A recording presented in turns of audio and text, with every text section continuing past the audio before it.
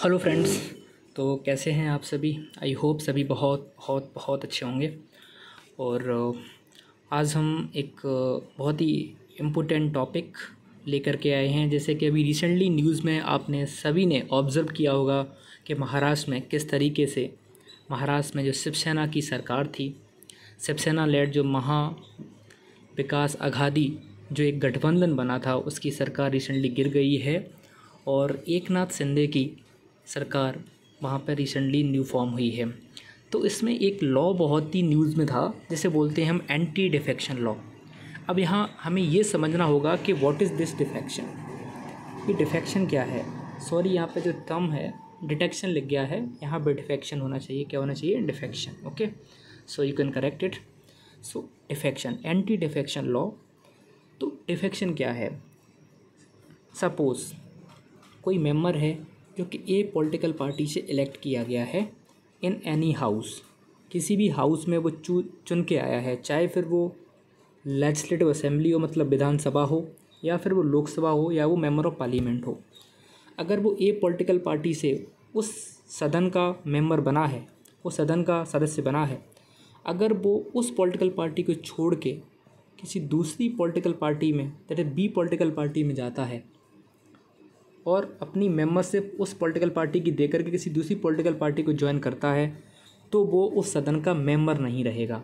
ये होता है ग्राउंड ऑफ डिफेक्शन, जिसके ऊपर वो डिस्क्वालीफाई किया जाएगा। लेकिन ये पावर ऑफ डिस्क्वालिफिकेशन किसके पास रहती है? वो रहती है स्पीकर के पास। तो हमें ये समझना होगा कि महाराष्ट्र में ऐसा क्या हुआ।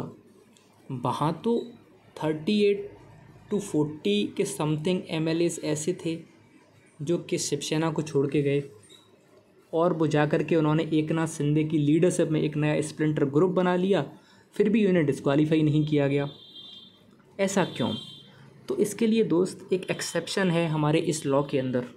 वो क्या कहता है कि अगर 2/3 मेंबर्स, कितना, अगर 2/3 मेंबर किसी भी पॉलिटिकल पार्टीज़ के, अगर वो उस पॉलिटिकल पार्टी को छोड़ के किसी दूसरी पॉलिटिकल पार्टी में जाते हैं और एक स्प्लिंटर ग्रुप बना करके मर्ज होते हैं, तो वहाँ पर ग्राउंड ऑफ डिफेक्शन लागू नहीं होगा। और यहाँ पर महाराष्ट्र के केस में देखें तो शिवसेना के जो टोटल मेंबर्स थे, जो टोटल मेंबर्स MLAs थे, उसमें से जो 2/3 बन रहा था, वो बन रहा था 38। अगर 38 मेंबर पॉलिटिकल पार्टी छोड़ के चले जाएंगे तो ग्राउंड ऑफ डिफेक्शन लागू नहीं होगा। लेकिन यहाँ तो एकनाथ शिंदे जी के साथ 40 मेंबर ऐसे थे जो कि पॉलिटिकल पार्टी को छोड़ के गए। ठीक है, इस वजह से ये एंटी डिफेक्शन लॉ इनके ऊपर लागू नहीं हुआ और इन्हें स्पीकर डिस्क्वालीफाई नहीं कर सका। ठीक है, ये सब था। अब हम इसके प्रोविजंस देख लेते हैं कि एंटी डिफेक्शन लॉ के अंदर क्या क्या प्रोविजंस होते हैं। Jump to the next part. तो नेक्स्ट स्लाइड में हम देखें, जैसे कि इसमें दे रखा है एंटी डिफेक्शन लॉ। जो एंटी डिफेक्शन लॉ है, anti defection law was added in Indian constitution by 52nd constitutional amendment act of 1985। तो 1985 में जब राजीव गांधी की सरकार थी, तब भारत के संविधान में 52वां संविधान संशोधन किया गया और उसके अकॉर्डिंग एंटी डिफेक्शन लॉ को लाया गया। एंटी डिफेक्शन लॉ का पर्पज़ यही था कि जो हैस्टी डिफेक्शंस हो रहे थे, मतलब क्या होता था कि जैसे किसी भी सदन में मान लो कि 40 मेंबरशिप चाहिए हैं किसी भी पार्टी को सरकार बनाने के लिए। अब उसने सरकार बना ली, लेकिन कुछ ही समय बाद क्या हुआ कि वो 40 ही मेंबर थे उसके पास, लेकिन उनमें से एक डिफेक्शन होकर दूसरी पार्टी में चला गया, सरकार गिर जाती थी। तो ये यहाँ पर प्रॉब्लम आ रही थी कि बार बार फिर इलेक्शन होने पड़ते थे। तो ऐसी सिचुएशन को अवॉइड करने के लिए एंटी डिफेक्शन लॉ को लाया गया। और एंटी डिफेक्शन लॉ में डिस्क्वालीफाई करने की पावर किसके पास होती हैं? तो जो डिस्क्वालिफिकेशन की जो पावर होती हैं, वो स्पीकर जो होता है वो सोल अथॉरिटी होता है। क्या होता है? सोल अथॉरिटी होता है to disqualify any member on the ground of defection which is subjected to judicial review. कौन होता है? स्पीकर जो है सदन का, चाहे फिर वो लोकसभा का हो चाहे फिर वो विधानसभा का हो, उसके पास अल्टीमेट पावर होती हैं कि वो किसी भी पर्सन को जो कि इलेक्टेड मेंबर है उसको डिस्क्वालीफाई कर सकता है on the ground of defection. अब क्या क्या ग्राउंड्स हैं जिनके ऊपर किसी भी मेंबर को डिस्क्वालीफाई किया जा सकता है? तो उसमें जो पहला ग्राउंड है वो है एनी मेंबर, कोई भी member voluntarily gives up the membership of any political party by which he or she got elected to MP or MLA will be ground for defection। कोई भी मेंबर जो किसी पॉलिटिकल पार्टी से choose होकर के आया है, अगर वो उसकी मेंबरशिप को वॉलंटरली इच्छा अनुसार त्याग देता है तो ये ग्राउंड है डिफेक्शन का। ऐसे में उस MP MLA को डिस्क्वालीफाई किया जा सकता है। किसके ग्राउंड पर? डिफेक्शन पे, क्योंकि वो किसी दूसरी पार्टी को छोड़ के जा रहा है। क्यों? कब जाएगा? या तो उसे पैसा ऐसा मिल रहा है ज़्यादा, या फिर कुछ उसे ऐसी चीज़ों को लुभाने वाली चीज़ों से बताई गई हैं, लाइक तुम्हें हम मिनिस्ट्रियल पोस्ट दे देंगे, हम पैसा देंगे, आप मेरे साथ आ जाइए। तो ऐसे केसेस में उसकी मेंबरशिप को डिस्क्वालीफाई किया जा सकता है और वो मिनिस्टर नहीं बन सकता है। इस केस में उसे दोबारा से इलेक्ट होना पड़ेगा, तब जा कर के वो मिनिस्टर बन सकेगा। तो ये था फर्स्ट प्रोविज़न, फर्स्ट ग्राउंड जिसके ऊपर उसको डिस्क्वालीफाई किया जा सकता है। सेकेंड ग्राउंड क्या है कि कोई भी इंडिपेंडेंटली इलेक्टेड मेंबर है वो किसी पॉलिटिकल पार्टी को ज्वाइन कर लेता है। कि मान लो मैंने अभी चुनाव लड़ा किसी विधानसभा से, और मैंने जब चुनाव लड़ा तब मैं किसी भी पॉलिटिकल पार्टी का मेंबर नहीं था, लेकिन जब मैं उस चुनाव को जीत गया तो फिर मैं अगर किसी पॉलिटिकल पार्टी को ज्वाइन करता हूँ तो वो एक ग्राउंड होगा डिफेक्शन का। तो यही है इसके अंदर। Then come to the third point, third ground क्या है कि एनी नॉमिनेटेड मेंबर, कोई भी अगर नॉमिनेटेड मेंबर जिसको कि नॉमिनेट किया गया है गवर्नर द्वारा या प्रेसिडेंट द्वारा, वो किसी पॉलिटिकल पार्टी को ज्वाइन करता है, कब? 6 महीने के बाद। कब? After 6 month. तो वो भी एक ग्राउंड होगा डिफेक्शन का, जिसके ऊपर स्पीकर डिसीजन ले सकते हैं और उसको डिस्क्वालीफाई किया जा सकता है। ये भी है। Then come to the last, जो लास्ट पॉइंट है और लास्ट ग्राउंड है, वो क्या कहता है कि इफ़ एनी इलेक्टेड MP और MLA वोट करता है कॉन्ट्रारी, यहाँ पर वोट होगा, हाँ vote contrary to the whip issued by his political party. कोई भी MP MLA जो कि किसी सदन का मेंबर है, वो अगर कोई ऐसा मोशन आया है जैसे नो कॉन्फिडेंस मोशन है या फिर प्रेसिडेंशियल एड्रेस है, उस पर उसको वोट करना है, तो अगर वोट के टाइम पर अगर वो अपनी पॉलिटिकल पार्टी के द्वारा जो विप इशू करी गई है उसके खिलाफ अगर वो वोट करता है, विप का मतलब होता है कि आपको पॉलिटिकल पार्टी की डायरेक्शन पर वोट करना है, कि वो जो कह रही है कि इसके फेवर में वोट करो तो उसके डायरेक्शन में ही आपको वोट करना है। ठीक है, इसे विप बोलते हैं। अगर विप के खिलाफ कोई वोट करता है तो वो भी एक ग्राउंड है डिफेक्शन का। Now come to the this note point क्या कह रहा है कि the above from the 3 to 6 point, मतलब 3 से लेकर 6 जो पॉइंट है, जो 4 जो ग्राउंड है, यही 4 ग्राउंड हैं for disqualification on the ground of defection, कि इसके बेसिस पर किसी भी मेंबर को डिस्क्वालीफाई किया जा सकता है on the ground of defection. किसके द्वारा? स्पीकर के द्वारा। स्पीकर सोल अथॉरिटी है, लेकिन स्पीकर सोल अथॉरिटी बेशक है, लेकिन स्पीकर एक यहाँ पर एक एक्सेप्शन है। क्या? कि स्पीकर की जो पावर है वो सब्जेक्टेड टू जुडिशियल रिव्यू है। स्पीकर ने डिसीजन ले लिया, अब अगर कोई पॉलिटिकल पार्टी को वो डिसीजन सही नहीं लगा तो वो सुप्रीम कोर्ट में जा सकती है, ठीक है, वो हाई कोर्ट में जा सकती है और रिव्यू करने के लिए कि नहीं ये डिसीजन सही नहीं है, आप इसे रिव्यू करिए, देखिए कि ये ग्राउंड ऑफ डिफेक्शन नहीं है। तो ऐसा किया जा सकता है।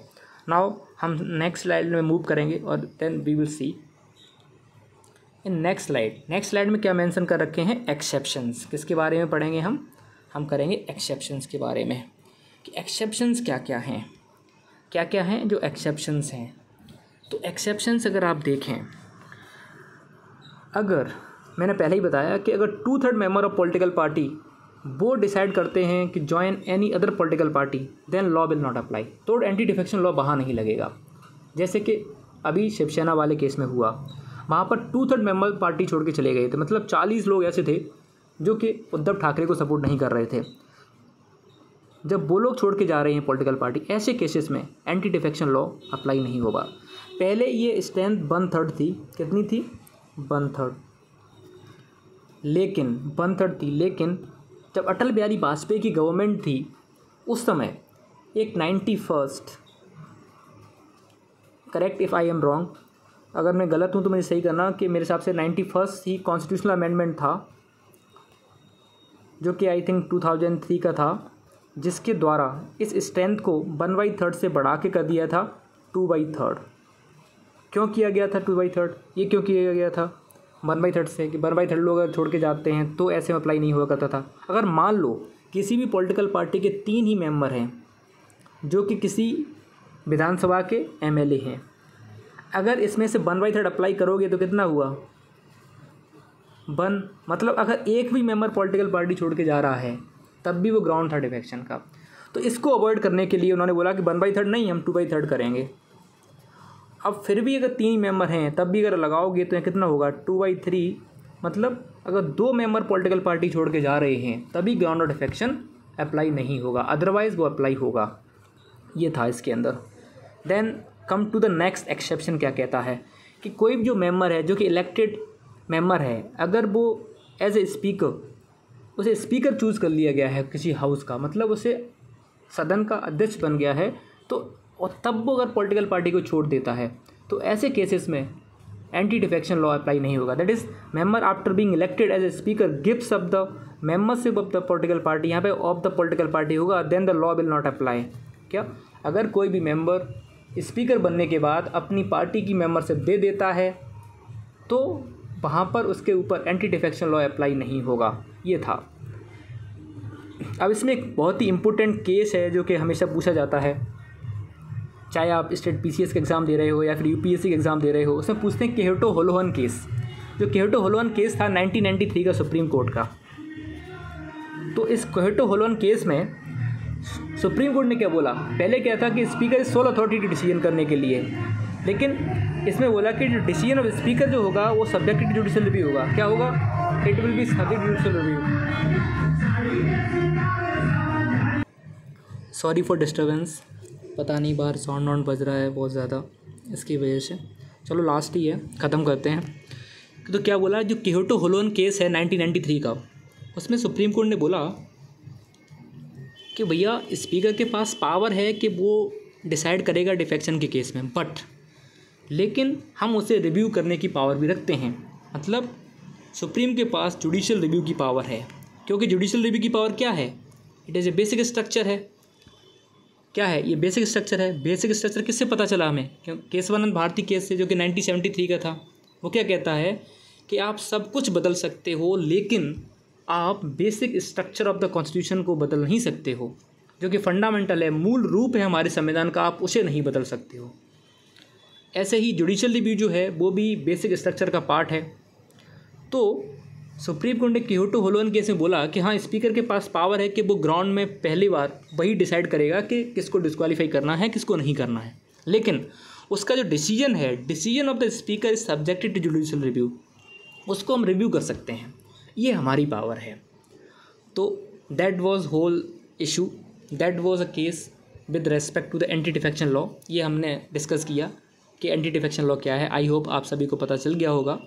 And thank you, keep watching, keep supporting, keep subscribing the channel. Thank you.